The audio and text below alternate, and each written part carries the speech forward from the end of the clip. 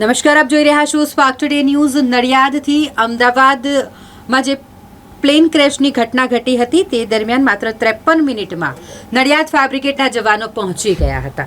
Plane crash બાદની બચાવ કામગીરી ચાલી રહી છે તેવામાં નડિયાદથી ટીમ 53 મિનિટમાં જ પહોંચી ગઈ હતી.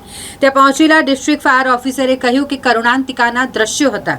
ચારેય બાજુ આગના દ્રશ્યો, ચોતરફ પ્લેનનો અને ઇમારતનો કાટમાળ અને તે કાટમાળ નીચે દટાયેલા મૃતદેહો.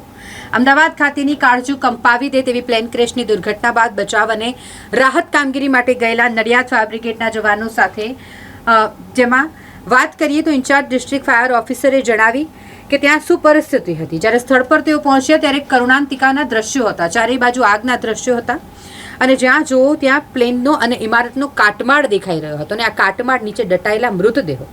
અમારા માટે એકાએક આ ક્ષણ તે સમયે કિંમતી હતી અને બાદ અમે બચાવ કાર્યમાં જોડાઈ ગયા. જોકે અમારા આવ્યા પહેલા અગાઉથી હાજર અન્ય ઠેકાણાની ફાયર બ્રિગેડના જવાનો કામગીરી કરી રહ્યા હતા, પરંતુ જે દ્રશ્યો અમે જોયા છે તે ખૂબ જ દર્દનાક હતા. અશોકાર શર્મા છે.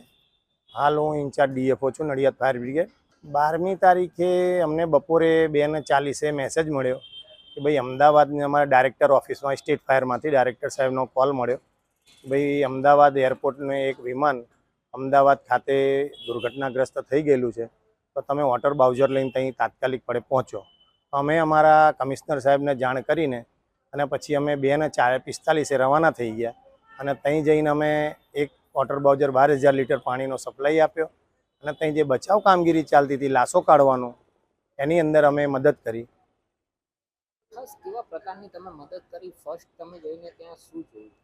અમે ત્યાં જઈને જોયું તો અમને જે કાટમાળ હતું એની નીચેથી લાશો કાઢવાની કામગીરીમાં અમે મદદ કરી અને આગ ઓલાવવાની કામગીરી જે અમદાવાદ ફાયર બ્રિગેડનું ચાલુ જ હતું એની અંદર અમે પાણીનો સપ્લાય આપીને અમને મદદ કરી અને જેસીબીના મદદથી અમે જે કચરાના ઢગલા, જે પ્લેનના ઢગલા હતા આગ લાગ્યા પછીનો, એની નીચે જે દબાઈ ગયેલી ડેડ બોડીઓ હતી એને અમે શોધીને કાઢ્યું. આપણને કેટલા વાગે કોલ મળ્યો, કેટલા વાગે ત્યાં પહોંચ્યા અને કેટલા વાગે પરત આવ્યા? અમને અમારી ઓફિસમાં 2:40 આજુબાજુ કોલ મળ્યો. પછી અમારા મ્યુનિસિપલ કમિશનર સાહેબને જાણ કરી અને 2:45 અમારી ગાડી નીકળી ગયેલી અને લગભગ મોડી રાતે 10 વાગ્યા પછી એટલે 10:15 સાડા 10ની આજુબાજુ અમે રિટર્ન આવ્યા.